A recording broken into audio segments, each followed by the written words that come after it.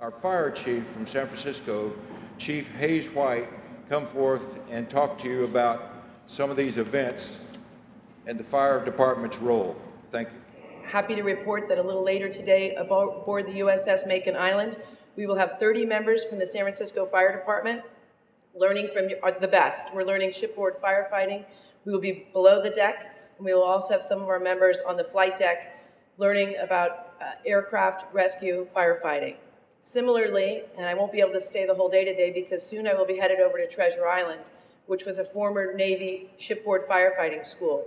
We have had that facility for about 14 years, and we will be welcoming 30 members from the U.S.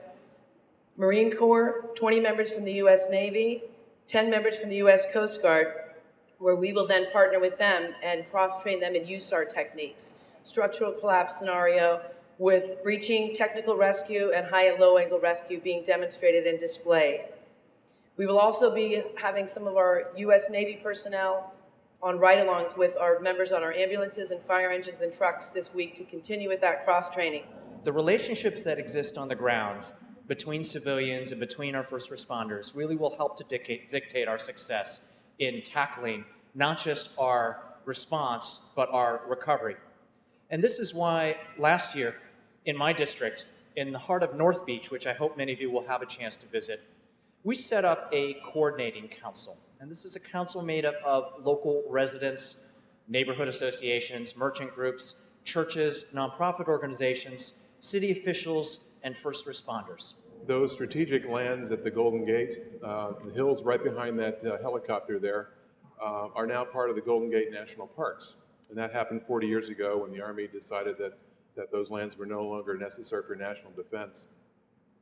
So that strategic entrance to this harbor was the last land that our troops and sailors and Marines and soldiers would see as they departed for the Pacific Theater in World War II and Korea and Vietnam, and also the first thing they would see upon returning back to the Bay Area.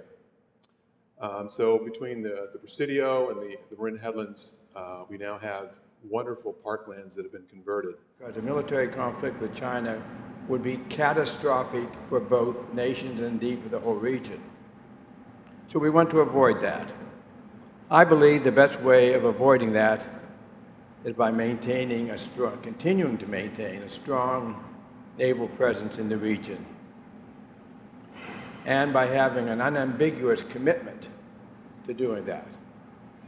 I believe that our new national security strategy is that unambiguous commitment, and I believe that the U.S. Navy is capable of maintaining that unambiguous military strength.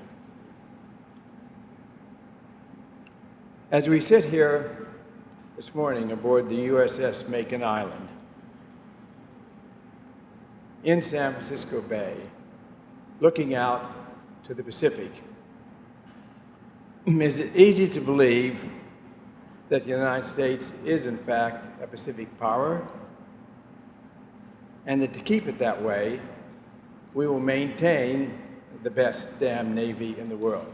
I believe that we have been reasonably responsive in immediate response by doctrine and policy, our military DoD authorities moving out their gates into their neighborhoods when a disaster hits right next door.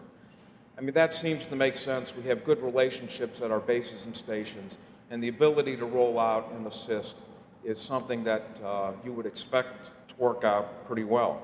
Some of that has matured, in fact. In the state of California, we have established a number of agreements, most particularly the wildfires, where both 3rd Fleet and the 1st Marine Expeditionary Force assign helicopters in the need that we are requested. It's pre-planned, our pilots are trained, we have the gear that's necessary, and we can respond. It's a privilege for me to be here and to share with you the experience that we had just during and after the earthquake that we have in Chile in February 27, 2010.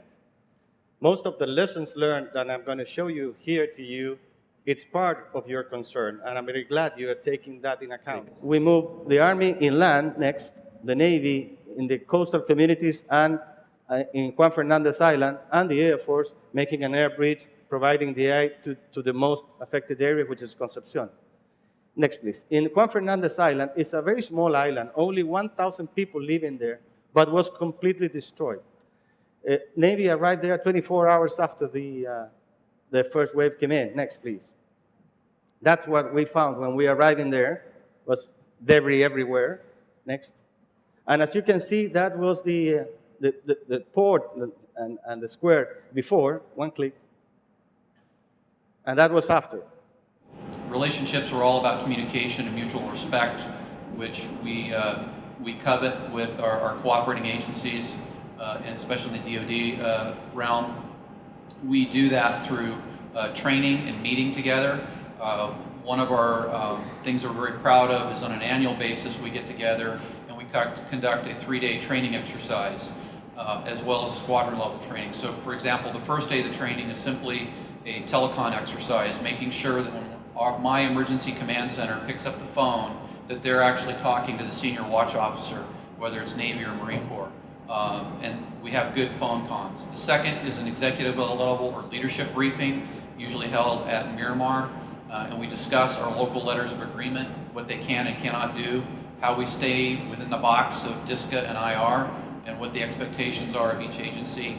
And that's culminated by the last final day, the third day, is an actual field exercise out of Camp Pendleton, where we're actually dropping water and engaging with our civilian aircraft and military aircraft cooperatively. The most important thing for me to come out of this 2-day seminar and into the future is the ability for us to physically, face-to-face, look each other in the eye, shake hands, and say to each other, we are in this together. Thank you, ladies and gentlemen.